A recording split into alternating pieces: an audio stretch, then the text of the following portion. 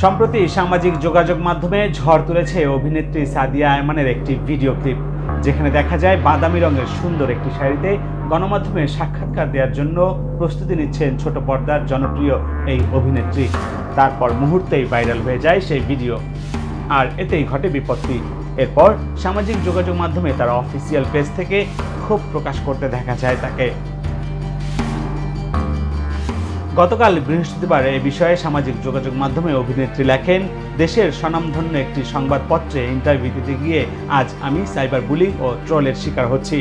এর কারণ হিসেবে তিনি সেই গণমাধ্যমের এক বিনোদন সাংবাদিকের নাম উল্লেখ করে বলেন, আমার ইন্টারভিউ চলার সময় অভিযুক্ত সাংবাদিক গোপনে আমার ভিডিও করেন, যেখানে আমি মাইক্রোফোন ঠিক করছিলাম।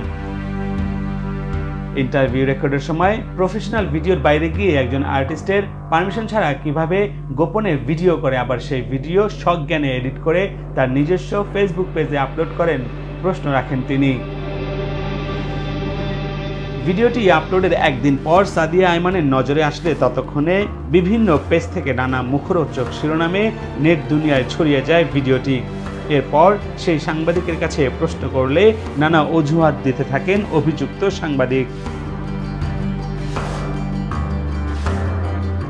এক পর্যায়ে অফিসিয়ালি স্টেপ নেবার কথা জানালে ভিডিওটি ডিলিট করতে বাধ্য হয় সেই সাংবাদিক। পরবর্তীতে তার প্রতিষ্ঠানে অভিযোগ দিয়ে প্রতিকার এবং সুষ্ঠু বিচারের দাবি জানায়।